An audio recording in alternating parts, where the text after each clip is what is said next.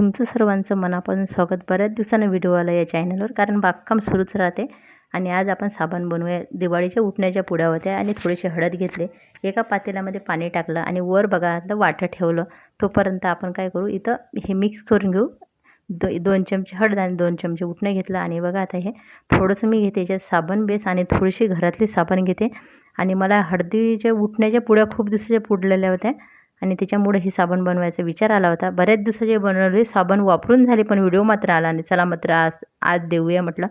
हे सर्व मिक्स करून घ्यायचं असं. आणि मेल्ट झाल्यावर बघा हळद उटणं टाकल्यावर असा रंग आलेला आहे ना, कारण हळद आपल्या चेहऱ्यासाठी शरीरासाठी खूप गुणकारी अशी असते. आणि उटणं पण मड काढण्यासाठी उपयोगाला असतेच, म्हणून मी हे दोन्ही उपयोग केला. आणि आता याच्यात ह्या साच्यामध्ये भरून ठेवते. आणि तयार झालं, घट्ट झालं की काही वेळानंतर मी हे बाहेर काढून घेईल आणि आपली छान अशी साबण तयार होईल. ही साबण थोडी नरमशी झाली होती वापरताना, कारण त्याच्यामध्ये भरपूर असं उटणं होतं त्याच्यामुळं. आणि एक दुसरी साबण ते पण पाहायला विसरू नका, ती तर याच्यापेक्षा सुंदर बनलेली आहे, कारण ती बनवलेली आहे मी अपराजिताच्या फुलापासून. माझ्याकडे अपराजिताची वेल आहे 1-2. ती इतकी वाढ घेतात, इतक्या प्रमाणात त्याला दररोज फुलं येत आहे आणि मी तोडत राहते, कारण तोडलं नाही तर बी तयार होईल आणि झाडं फुलं येणं कमी होईल याच्यासाठी. पण याचा उपयोग आपल्या चेहऱ्यासाठी वगैरे खूप छान असते, कोरडी स्किन असो किंवा कोणती. चेहऱ्याला ह्या फुलांचा उपयोग खूप जास्त प्रमाणात होते आणि आपण याचं पाणीसुद्धा पिऊ शकते. आणि मी आता बघा हे फुलं भरपूर निघतात म्हणून असा काहीतरी उपयोग करायचा ठरवला आहे. आणि पावसाळ्यात तर जास्तच संख्येने निघतात आणि पूजाही होते, उरतात फुलं आणि बराचसा उपयोग होते. तर चला म्हटलं आज साबण बनवूया.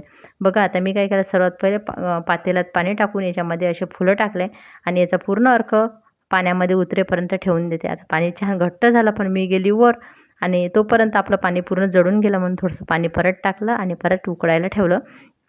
तोपर्यंत घरातलीच एक साबण घेतली आणि त्याचे बघा असे बारीक बारीक तुकडे केले आणि छान असं आपलं साबण बेस तयार झाला की याच्यामध्ये मस्त थोडंसं पाणी टाकून घेऊया.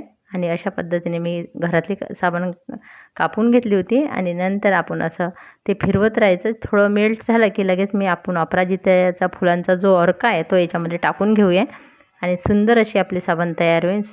आणि या साबणीमुळे आपली त्वचा खूप छान राहते. बघा अशा पद्धतीने टाकून घेतलं, कारण याचा अर्क याच्यामध्ये उतरला.